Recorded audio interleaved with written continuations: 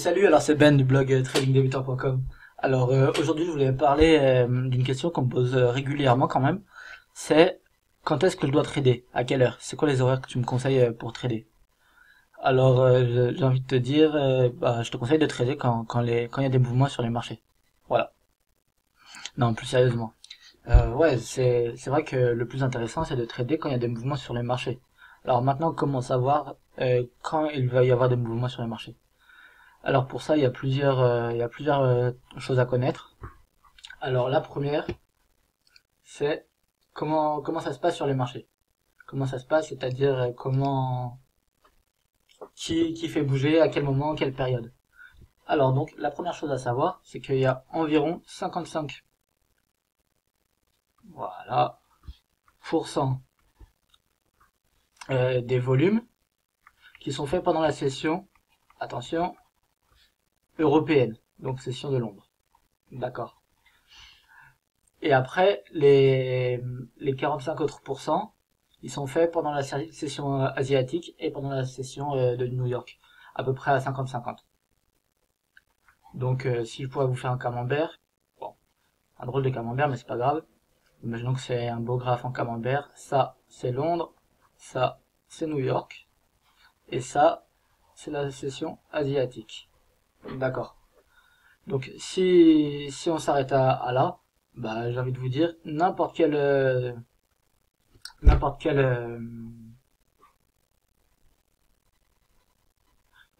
de paire devrait être tradée pendant la session de Londres. Ok. Mais on va pas s'arrêter là parce que ce serait trop simple.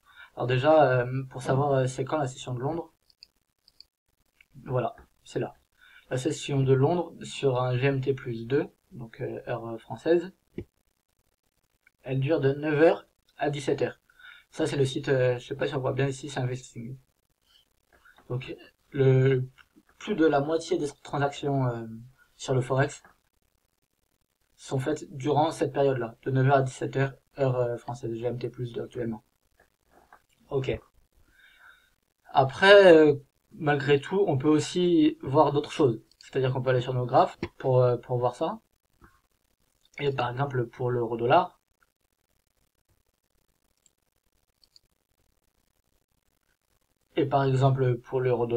ce qu'on peut faire, c'est mettre, attention, là ça va faire mal à beaucoup, on peut mettre des volumes. Et donc là, en prenant un petit peu de recul, on voit clairement, mais vraiment clairement, à quel moment les marchés sont actifs. 9h, 19h. Après 19h, ça se calme. Là, ce coup-ci, c'était 20h. 8h45. Ah, là, il y a eu quelque chose. Voilà. Et donc là, en regardant un peu comme ça, on voit clairement quel travaille beaucoup. Et là, on coïncide encore avec la session de Londres. Ok. Ça, c'est pour l'euro-dollar. Là, on peut faire pareil sur l'USD-JPY. J'ai fait exprès de choisir l'USD-JPY puisque en fait, sur l'euro-dollar, c'est facile. Le plus gros du volume, il est fait pendant la session européenne. Donc session de Londres. Donc forcément, il y a l'euro, session de Londres. Voilà. Maintenant, USD, JPY. Là, c'est un peu plus, comment dire, c'est un peu plus laborieux en fait parce qu'on se dit, le dollar, c'est session américaine. JPY, donc le yen, c'est session asiatique. Mais malgré tout, c'est la session de Londres qui est censée faire le plus de volume. Donc comment ça se passe? Bon, on va cliquer, on va voir sur les volumes encore une fois. Voilà. On va prendre un peu de recul. Et là, on peut voir que c'est quand même beaucoup moins net. Alors oui, il y a toujours des périodes là, entre 15h et 19h. Là, c'est quoi? C'est 15h et 19h.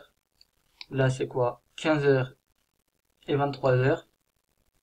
Donc, on peut voir que là, par exemple, l'USD-JPY, on peut le trader quand même beaucoup plus tout au long de la journée ou de la nuit. Mais il y a quand même cette période de 15h-19h, début de session américaine, donc, qui est vraiment, vraiment active. Et on le voit, hein. Tac. À chaque fois, c'est gros. Tac. Voilà. Donc voilà. Après aussi, Bon, ça c'est un petit bonus, on va dire. C'est qu'on peut rajouter l'ATR. L'ATR, c'est quoi? C'est Average True Range. Voilà. C'est quoi? C'est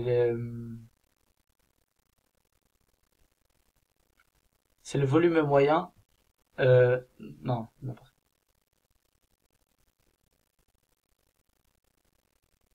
C'est la volatilité moyenne de ce moment-là.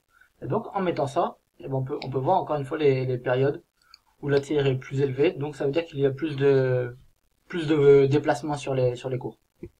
Plus de volatilité, voilà. Je cherchais le mot. Et donc, en prenant ça, et bah, pareil, on peut analyser. Là, on voit qu'il y a beaucoup de volume et en plus beaucoup de range, de volatilité, pardon. Voilà. Là, on peut voir que par exemple, il y avait des volumes et la volatilité. Donc, pareil, là, 3 heures, 6 heures, c'est intéressant. Et voilà, et en prenant ces deux outils-là, et ben vraiment, on peut avoir quelque chose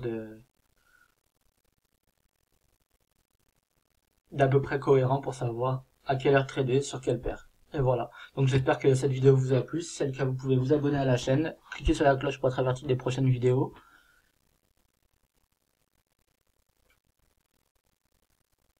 Vous pouvez aussi mettre un pouce bleu si ça vous a plu. Vous pouvez partager la vidéo avec vos amis qui peuvent être intéressés par ce genre d'astuces. Et dans la description, je vais vous mettre un lien avec 5 astuces pour réussir en trading. Tout ce que vous aurez à faire pour télécharger le livre, enfin le mini-livre on va dire, c'est de mettre votre nom et votre adresse mail et je vous l'enverrai par mail à l'adresse indiquée. Et voilà, donc je vous souhaite de bons trades et à la prochaine. Ciao!